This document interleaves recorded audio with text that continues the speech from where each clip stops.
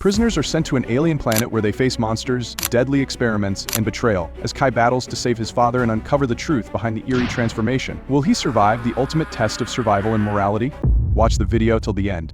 In a mining colony prison, many prisoners are forced to work every day with a special device on their mouths that keeps them from speaking. One day, a machine called the Crusher Pit breaks down, and a guard calls on a prisoner named Kai to fix it. Kai manages to repair the machine in just a few minutes. Right after, the guards bring in a new prisoner, and everyone is surprised to see that it's Hatch, the general who lost a civil war against General Lang. When a former rebel prisoner sees Hatch, he stands up in shock, and a guard punches him. The prisoner fights back with a headbutt, and another prisoner uses this distraction to attack a guard, throwing him to the ground and hitting him with his chains. Sensing that a riot is about to start, one of the guards reverses the Crusher Pit's machine, pulling the chain on the prisoner's leg and dragging him into the pit. The prisoner is quickly killed as he's shredded to pieces. At that moment, Hatch gives a signal to someone hiding nearby, and a guard gets shot from a distance. Hatch then teams up with the other prisoners to fight the guards. Another guard tries to stop them by activating more chains, causing more prisoners to be dragged into the pit and killed. While the chaos continues, Kai tries to stop the machine but ends up getting pulled by a chain too. Desperate, he grabs a fallen weapon and shoots the chain, but it doesn't work, so he is forced to cut off his own leg to free himself. As his leg is pulled away, Kai hops over to the machine and finally manages to shut it down. A final guard stands up, but Hatch signals to the hidden sniper, who quickly kills the guard. Exhausted, Kai passes out. Later, Kai wakes up on Hatch's ship and finds out he now has a mechanical leg. Hatch removes the device from Kai's mouth and explains that he's been rescuing old rebels to rebuild his army and strike back. Hatch also reveals that he knew Kai's father, who was also a rebel fighter. However, Kai's father has been captured by General Lang and is set to be executed in a few months on Liberation Day, the anniversary of Lang's victory. Hatch knows Kai is a skilled pilot and offers him a deal if Kai hijacks a key enemy ship to steal confidential information. Hatch will use it to save Kai's father. Kai agrees to the mission. Hatch puts Kai into suspended animation and smuggles him aboard the enemy ship called the Arrowhead. During the journey, Kai wakes up early, just as planned, and finds a computer to access the ship's records. Hatch contacts Kai through the radio and tells him to plug in a device that will do the job for him. As the data downloads, a message warns that continuing could make the system vulnerable. Kai mentions this to Hatch, but Hatch assures him it's only temporary and not to worry. A red alert goes off, but Kai keeps downloading the data. Suddenly, the system announces that it's offline and there's unstable electromagnetic activity outside. Once the download finishes, Hatch confirms an electromagnetic storm is causing the instability and asks Kai to send him the files. Kai tries to transfer the data, but the ship shakes due to its vulnerability, causing damage. The interference interrupts the transfer, and Kai loses contact with Hatch. Meanwhile, the ship's escape pods eject all the sleeping crew members. Kai quickly rushes to the ship's shuttle, barely escaping before it's expelled too, and passes out when it crashes on a nearby planet. When Kai wakes up, he tries to contact Hatch, but gets no response. He steps outside the shuttle and sees the escape pods falling all over the planet, but he starts having trouble breathing and rushes back inside. The ship's AI, named Reef, warns him that the planet's atmosphere is toxic and that staying outside too long could cause paralysis or death. Kai looks out the window and sees the Arrowhead slowly crashing. When he asks Reef for a status report, Reef tells him that it needs an employee login to continue. However, Reef does warn Kai that his oxygen is running low, with only 12% left. Just then, a crew member named Oleander sends out a message from his escape pod, asking any survivors to meet him at the crash site. Kai grabs an oxygen mask and heads out to explore the area. He finds debris from crash pods in Oleander's body, bleeding on the ground. Nearby, he notices an intact pod with someone moving inside, so he opens it and finds Terran. Sharing his oxygen mask, Kai takes Terran back to the shuttle, but meanwhile, a mysterious force drags Oleander's body away. At the shuttle, Terran logs into the system and starts to question Kai's motives. Reef performs a scan but cannot locate the wreckage of the Arrowhead. However, Terran is certain the escape pods will soon leave, and they must find them before getting stuck. Kai tries to send a message to Hatch but fails, so he follows Terran. As they explore, Terran explains that they're actually on a moon, with the large sphere in the sky being the planet. Eventually, they discover a research probe, and Terran is surprised by how much the atmosphere has oxidized the metal. Soon after, they come across the crashed Arrowhead near a glowing obelisk, something Kai swears wasn't there before. The two discuss their next move, but Kai points out that he won't be allowed into the pods. Realizing he works for Hatch, Terran shares that the general was a cruel man who raided colonies before the war, killing thousands. Kai dismisses this as propaganda and decides to return to the shuttle. Back at the shuttle, Kai takes control of the pilot seat and asks Reef to activate the flying system. Reef refuses, citing Kai's lack of authorization. Kai then requests updates on Hatch, and Reef plays a confessional video where Hatch admits to his war crimes. However, Kai notices Hatch making a strange gesture and doubts the video's authenticity. When he asks Reef for more information, it's classified. Just then, Oleander sends a message saying evacuation will begin in 30 minutes. Kai returns to Terran, agreeing to leave with her despite the risks. Terran warns that his uniform will give him away, so Kai removes the main parts of it. As they prepare to leave, something watches them from the shadows. As they approach the Arrowhead, an earthquake strikes. Terran turns around to find Kai being dragged into a cave by something. She tries to pull him out, but she isn't strong enough, and Kai is taken away. Terrified, Taryn runs to the Arrowhead, but the pods have already left without her. With no other options, Taryn returns to the shuttle to rest. 4 days later, while exploring, she finds Kai's gauntlet and axe on the ground. Nearby, she discovers the glowing obelisk again and sees Kai covered in goo. His leg, previously injured, is now fully healed. Taryn takes him back to the shuttle and runs tests, learning that Kai is now in a symbiotic relationship with another organism that healed him and made him immune to the toxic environment. Annoyed by Reef's continuous attempts to offer information, Taryn shuts it down, reminding it to only speak when asked. When Kai wakes up,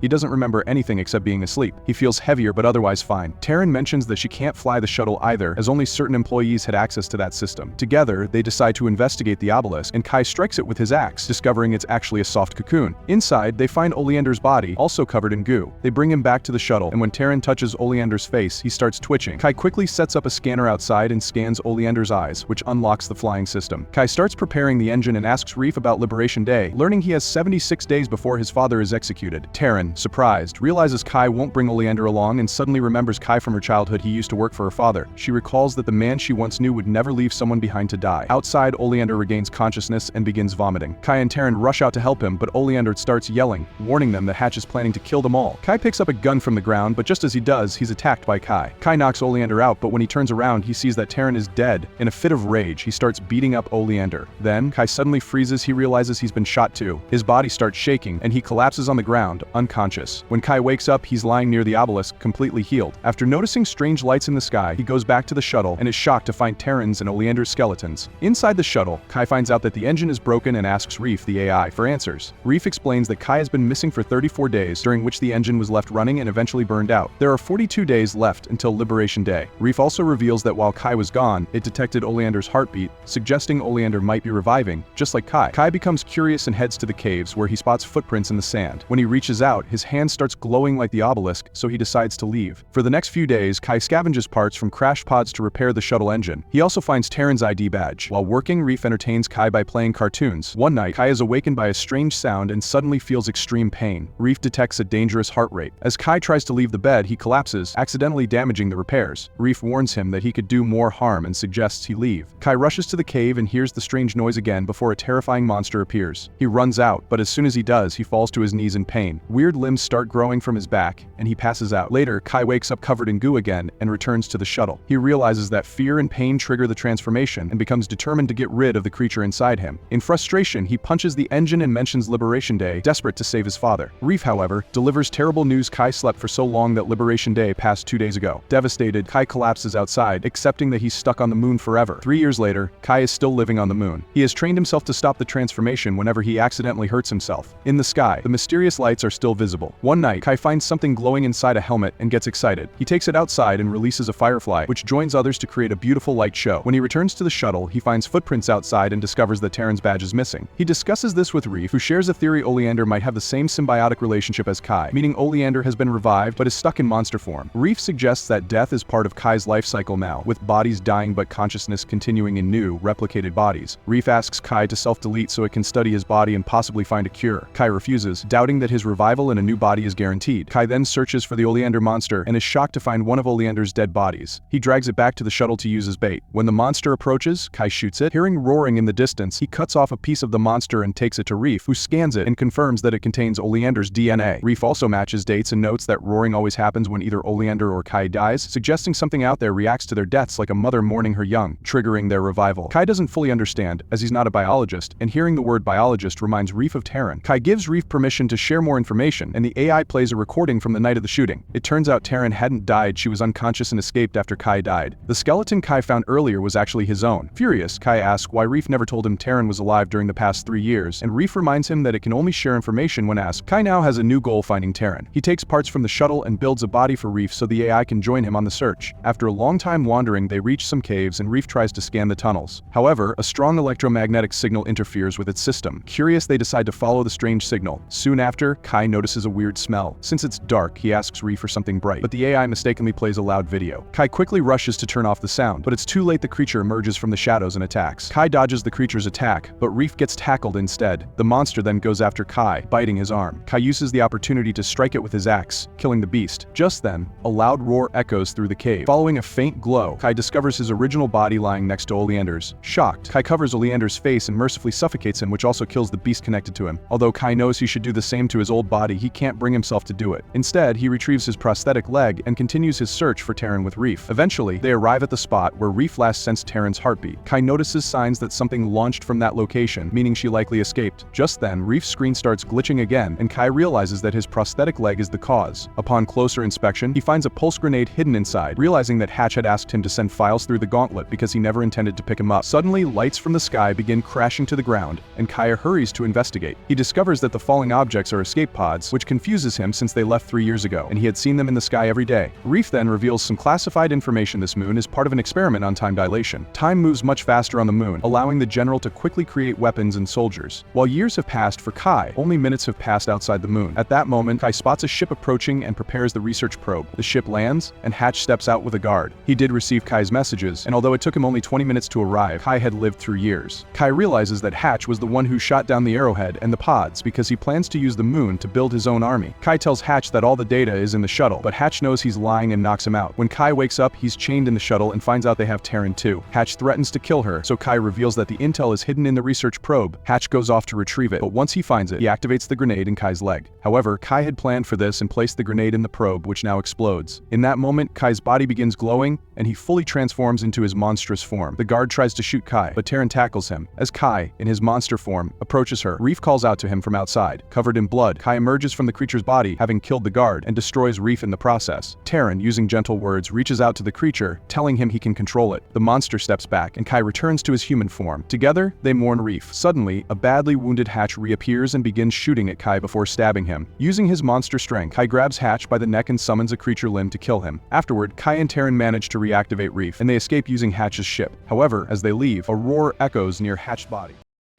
Subscribe for popcorn. We are racing towards 500 subscribers.